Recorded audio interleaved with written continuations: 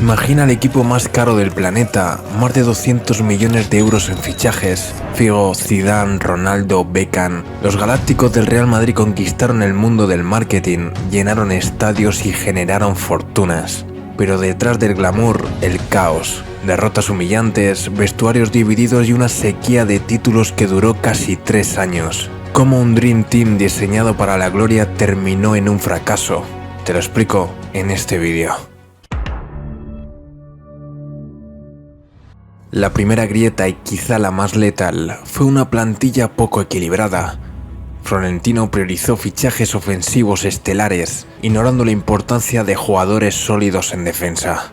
El punto de inflexión fue en 2003, la salida de Claude Makelele, el pulmón defensivo del equipo y el ancla del medio campo. Makelele pidió una mejora de contrato acorde a su importancia táctica, pero la directiva se negó. Su vacío fue difícil de tapar. En lugar de reemplazarlo por un jugador del perfil similar, el club habría priorizado fichajes estelares como el de David Beckham. Esto rompió el equilibrio táctico que había sostenido al Madrid en años anteriores, incluso en la 9ª Copa de Europa. Sin un mediocentro recuperador nato, las estrellas atacantes que no eran conocidas por su sacrificio defensivo quedaban expuestas. Partidos que debían ser controlados se convertían en un caos de ida y vuelta.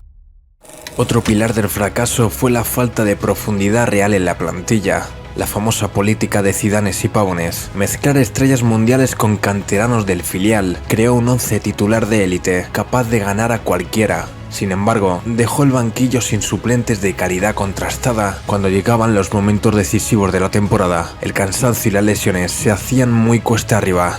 Jugadores clave como Zidane o Ronaldo, que jugaban casi todos los minutos, sufrían un agotamiento físico evidente. Sin rotaciones efectivas ni recambios de garantías, el equipo perdía frescura, intensidad y competitividad en las 3 competiciones, quedando frecuentemente a las puertas de los títulos. La brecha entre los 11 primeros y el resto de la plantilla era abismal.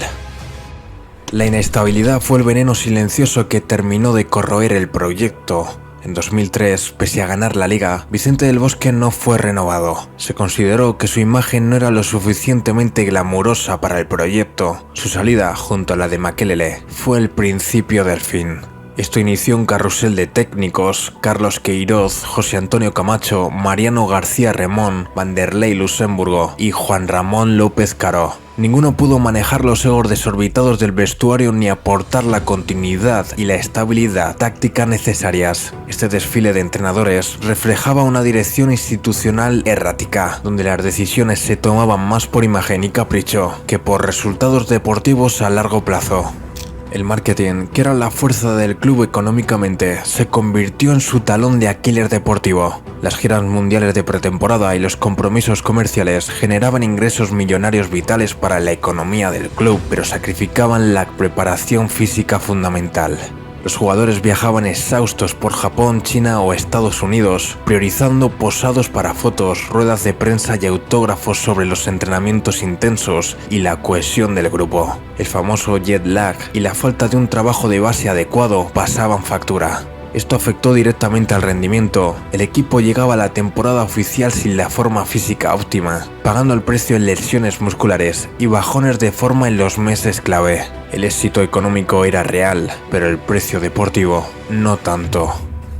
Finalmente, los egos descontrolados y la autocomplacencia sellaron el destino del proyecto. En sus últimos años, el vestuario acumuló tanto poder que la disciplina se diluyó. Las estrellas, acostumbradas al estrellato y al trato preferencial, perdieron esa hambre, esa intensidad competitiva esencial para ganar títulos. La meritocracia se cuestionaba, se priorizaba lo individual, el balón de oro, la bota de oro, la imagen sobre el colectivo, sobre el sacrificio por el compañero.